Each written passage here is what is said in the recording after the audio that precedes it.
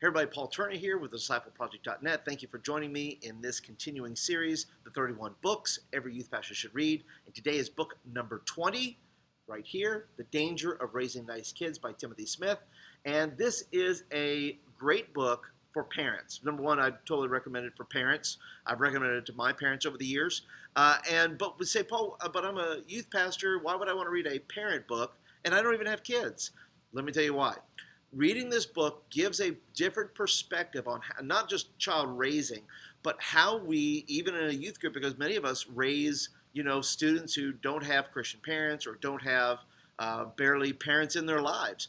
And so in raising this awareness to parents to say, look, let's not just raise nice kids, let's raise kids who are ready to engage their world. Because I think maybe in your youth ministry, the same as mine, every parent wants these good, moral, well-behaved children, and yet the Bible says that we ought to command people, and Jesus put people in risky situations, put the disciples in, set them out across on a boat, and then a storm comes, and all this to teach lessons, all this to really bring forth the gospel in their lives. And you know what? Serving Jesus is dangerous stuff. So when we try to raise nice kids in a world that is risky, kids who are nice get discouraged because they say, look, I'm nice, I'm moral, you should be nice and moral too. But Jesus didn't call us to be nice people, he called us to be courageous people.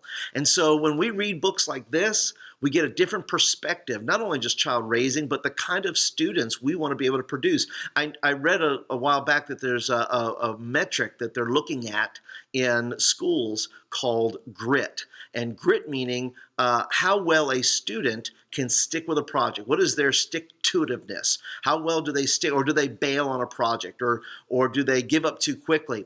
And so what I see, and maybe what you see in your youth group, is you see kids giving up too quick on the faith, too quick on reading their Bibles, too quick to give up on just praying. But what this does is saying, look, we're not raising you to be nice kids. We're raising you to be courageous kids. We're looking at the grit of a student. We're looking at the grit of their heart and saying, listen, you're going to be tested. All this stuff that I'm teaching you, you're tested on every day. Kids ask, is that going to be on the test? And the answer is yes.